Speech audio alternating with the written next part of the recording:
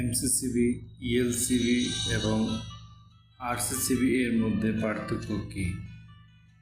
MCCB moulded case circuit breaker, ELCB earth leakage circuit breaker, RCCB residual current circuit breaker. এগুলোর মধ্যে কোনটির কী কাজ?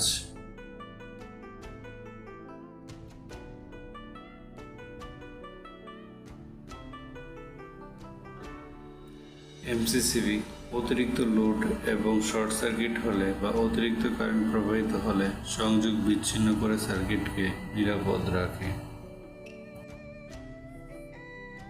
ELCB যদি সার্কিটে কোনো কারণে গ্রাউন্ডের সাথে লিকেজ কারেন্ট প্রবাহিত হয় তাহলে সংযোগ বিচ্ছিন্ন করে দেয়। আরসিসিবি নির্ধারিত কারেন্টের চেয়ে সামান্য বেশি কারেন্ট প্রবাহিত হলে ও সার্কিট সংযোগ বিচ্ছিন্ন করে দেয়।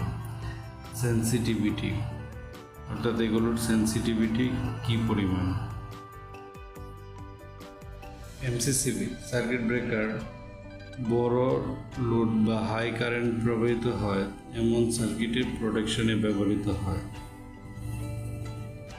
ইএলসিবি লিকেজ কারেন্ট শনাক্ত করতে ব্যবহৃত হয়। খুবই ক্ষুদ্র পরিমাণ লিকেজ কারেন্ট বা যে কারেন্ট ইএলসিবি শনাক্ত করতে পারে না তা শনাক্ত করতে আরসিসিবি ব্যবহৃত হয়। ফ্যাক্টরি বা বড় মেশিন বা লোডের ক্ষেত্রে এমসিসিবি ব্যবহৃত হয়। ভিডিওর শেষে সবার জন্য একটি কোয়েশ্চেন, এমসিবি এর কারেন্ট রিডিং এর ক্ষেত্রে সি এবং বি লেখা থাকে কেন? এই সি এবং বি দিয়ে কি বোঝায়? যারা জানেন না তাদের জন্য একটি ভিডিওর লিঙ্ক আমি ডেসক্রিপশন বক্সে দিয়ে দিচ্ছি, দেখে নিন। Thank you.